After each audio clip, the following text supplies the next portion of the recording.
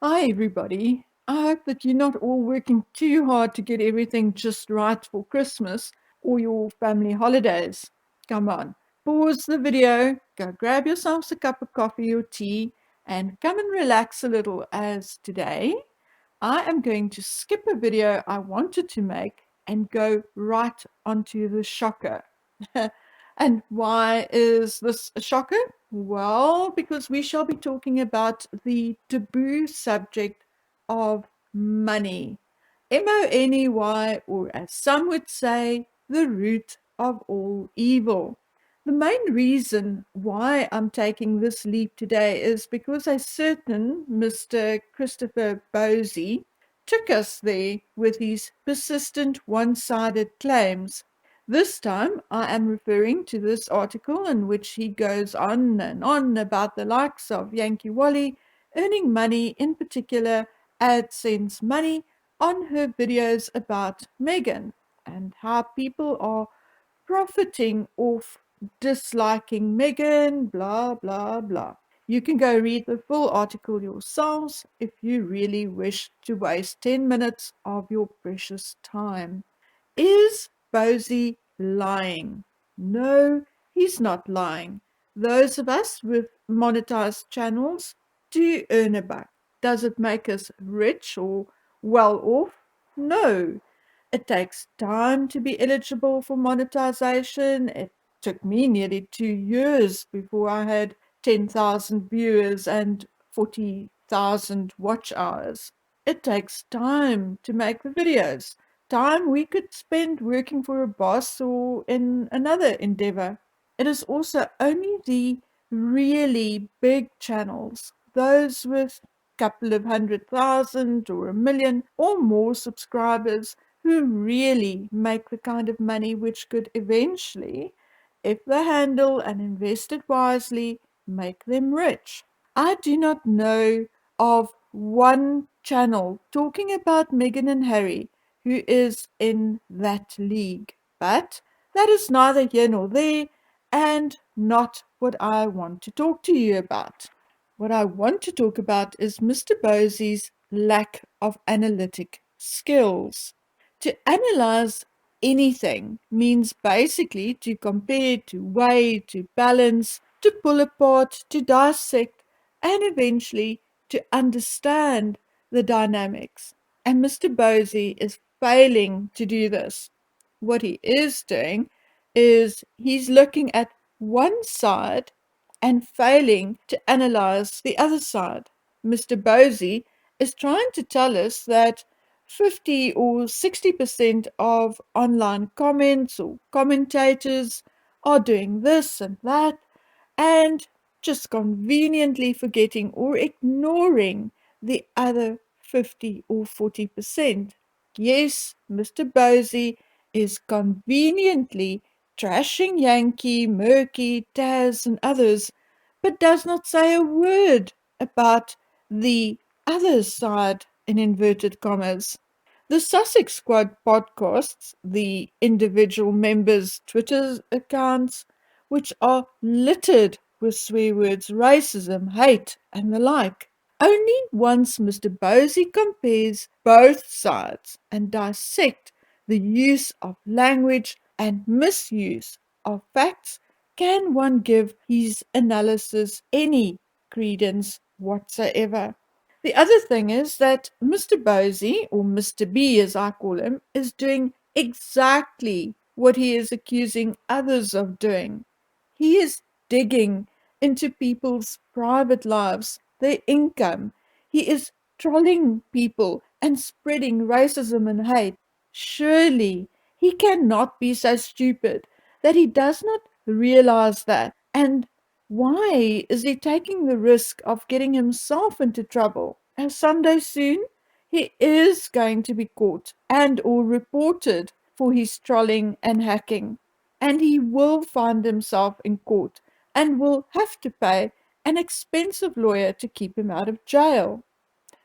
So why? Well, it's my guess that the answer is the simplest one: money. He is being paid, likely by Meghan and Harry via Sunshine Sachs, But I've also seen numerous calls from Sussex Squad members for others to donate to Mr. B, and I see many have. So, friends, there you have it. Mr. Bosie accusing our dear Yankee Wally, who spends the time collecting articles and taping videos and entertaining us, doing the exact same thing, or worse. Or shall I say, he's doing the same thing and worse. Whereas Yankee is earning a buck by doing honest work, Mr. B is earning his by trolling and hacking and spreading hate. So go figure. It is time, my friends, that we stand together despite our small differences, despite our skin color, religion, or sexual orientation, and protect this world from all the bosies out there. Let's stop accepting this behavior and let's support one another in fighting this evil which is trying to weaken us by dividing us. Okay, so that was my daily sermon. So let's move on. I have now said this a few times and I'm repeating it again. To be taken seriously and believed, we need to be fair. We cannot blame or accuse Meghan and Harry of something but give someone else a pass on the very same thing. If we do, we are doing exactly what Mr. B is doing, and I, for one, will not do that. Okay? That said, let's continue talking about money. Among the criticism I get each and every time I talk about Charles are those who keep telling me how much good he has done and how much he has given to this or to that cause. Well, no, no, no, my dears. Prince Charles hardly ever gives anything out of his own pocket. Prince Charles earned £22.24 million through the Duchy of Cornwall in 2020, and he received £1,762,000 from the sovereign grant in the same year. Now, guys and girls, that money is his to do with as he pleases and basically has nothing to do with the duchy's income and expenses except that the £22,240,000 is the profit the duchy made in 2019-2020 financial year. So that means after income and expenses were reconciled. So what does Charles spend this money on? Well, my dears, the answer again. Very simple. He spends it on very little, well, in comparison to his income. Firstly, the duchy itself isn't required to pay corporation and capital gains tax, but Prince Charles pays a voluntary income tax on his earnings, with the key word being voluntary. It is said that in most good years he pays about 40% voluntary tax on his income. Okay, so we know that the Queen bankrolls a number of family members from her private income. We have Andrew, Anne, Edward, as well as the Dukes of Gloucester and Kent. The Queen also pays for the maintenance and upkeep of Balmoral and her horse racing ventures. Royals are also not allowed to accept food or clothing for free, or non-official gifts over £150. But what is Charles paying for out of his pocket? Well, he's paying for his two sons. Last year, £4.4 million was somehow shared between William and Harry. He pays a handful of wages at some of his private farming and other ventures, like the Queen, and he bankrolls Camilla for clothing and other expenses. And guys, that is basically it. It is estimated that Prince Charles is worth approximately $400 million. But guys, when you read something like Prince Charles donates 2 million to this or that cause through his foundation, the heading is actually very misleading and to the point of being false. No, Charles did not dip his hand in his own piggy bank and donate that money out of his own back pocket or wallet. No, no, no. That money comes from donations, like the money donated by Dr. Bin Mafus and Dimitri Lears and many, many others. The Prince's Trust and Prince's Foundation had, over the years, received substantial donations from the likes of Alison Moyet, Al Pacino, Ben Elton, Ben Fogle, Ben Kingsley, Beyonce, Brian May, Brian Adams, Mick Jagger, Michael Jackson, Mark Knopfler, Annie Lennox, Paul McCartney, Phil Collins, and many, many more. And those are just the celebrity donations. So, no, my dears, Prince Charles is not being ever so generous with his own money. No, unfortunately not. Each and every wonderful venture in his name is funded by others, whether via donations or fundraising events.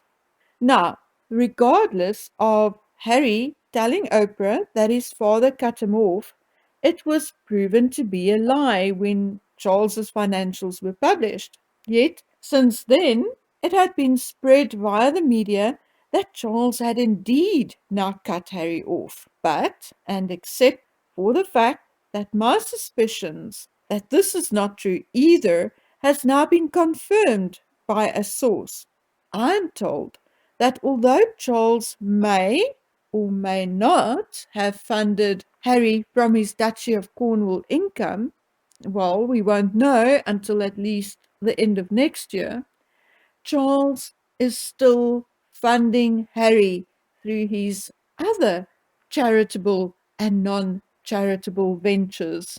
And although I did not ask which ventures specifically, I can use my intuition and suspicion and make an educated guess. Now, I just quickly want to stop here. I specifically, when I get these kind of tips, do not ask too many questions. I have learned my lesson because once I go in too deep and I ask too many questions, these people shut me down. Okay? So I did not ask specifically which ventures. But let's continue with our educated guesses, shall we? Charles launched his Prince's Trust USA in February 2021, and the event was even hosted by none other than Lionel Richie. Now, guys, the Prince's Trust USA is a registered 501c3 company, which means that it is exempt from paying tax in the United States and is classified a non-profit corporation. Well, it would be generally a non-profit corporation, but if registered in Delaware, California, Michigan, Minnesota, or Texas, they can also be formed as LLCs or as a trust. But that's a story or explanation best left to someone else for another day, okay? So we're going to continue. So the Prince's Trust USA started operating officially in February 2021, a whole 10 months ago. Yet, if you go on their website, it appears as if they had not done a single thing since they started operating. Yet, they have staff and PR, but okay, there were no events, no students, no startups, no bursaries, nothing. funded or helped by the Princess Trust USA in 2021. Well, why not? 10 months is only 2 months short of a year. Surely that's enough time to have helped at least one deserving person. But from what I can see, the success stories on the website refers to old stories about British, Irish, and Canadian youngsters, not one recent American success story, or at least one in the making. How strange.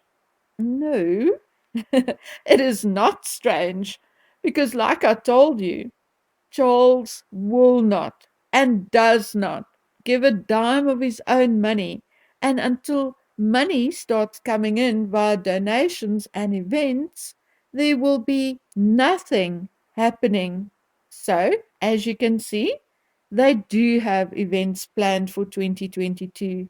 There will be the gala in New York in April 2022. Mm. And you are still wondering why Harry and Meghan had that semi or quasi royal tour of New York? Well, wonder no more, okay? Anyway, should you wish to attend this gala, it will cost you the following. A leader or VIP table for 10 guests will cost you $50,000 and will provide you with networking opportunities, the opportunity to include your logo in the gala program and the Princess Trust USA website, a full page advertisement in the program, a gift from a Princess Trust supported business. Thank you, but no thank you. A once off advertisement in the New York Times only costs $300 per column inch. Thus, 4 inches over 4 columns will cost $4,800 and will be seen by many, many more people. And if I run the ad more than once, it will be even cheaper. Anyway, a supporter table will cost $25,000 and can also host 10 guests, give you the same benefits except for the logo on the website. You won't be getting that. And only gives you half a page ad in the program. A VIP ticket will cost $5,000 and will just give you good seating and a gift from a Princess Trust supported business. And finally, a supporter ticket will cost $2,500 and basically you'll get bugger all for it except your name printed in the event materials somewhere. So, guys, as you can clearly see, Prince Charles contributes nothing. Nada, bugger all, not even eggs from the Duchy of Cornwall or produce from Dumfries House, which you all effectively paid for, yet attribute the success of to Prince Charles, who is ultimately reaping the benefits, or shall we call it what it is, the profits from it. Okay, so all he is contributing to this gala will be his name. I'm not yet sure whether he'll even attend. But never mind, let's move on. In March 2022, the 2022 United Airlines New York City Half Marathon will benefit the Princess Trust USA. Now, okay, listen up. All participants must fulfill a minimum of a $2,000 fundraising requirement before the marathon on March 20th, 2022. Your credit card information is required to secure your entry. And what do you get for your $2,000? A guaranteed entry into the half marathon, a Princess Trust jersey, a page with fundraising tips and a training plan and race day tips. Oh my, I can just hit my forehead in awe of this entitlement and the stupidity of the people who are so blinded by royalty and celebrity that they'll fall for this crap. The London Marathon, one of the biggest and best known marathons around the world, has an entry fee of £40 for British citizens and £99 plus a £26 carbon offset levy for international participants. Good golly, guys, why would any serious athlete even consider paying $2,000 to run this half marathon in New York? Seeing that a ticket from New York to London costs less than $600, your entry fee, along with the carbon offset levy, will be $166. And you can buy a lovely bookworm t-shirt for $24. So I would suggest you save your money and go to London, okay? Anyway, folks, the whys and what's ups just keep coming. Why would Charles set up a Prince's Trust USA in the first place during a pandemic which hurt Britain as much, if not more, than many other places? Why set up a Prince's Trust USA at all if the Prince's Trust International could have done the exact same work? Why set up a Prince's Trust USA at all? The USA is not a Commonwealth country, and nor is it a poor African or tiny island country. Why set up a Prince's Trust USA a year after his son defected to the USA? In my opinion, and yes, I have been biting my tongue on this for months, but I just can't anymore.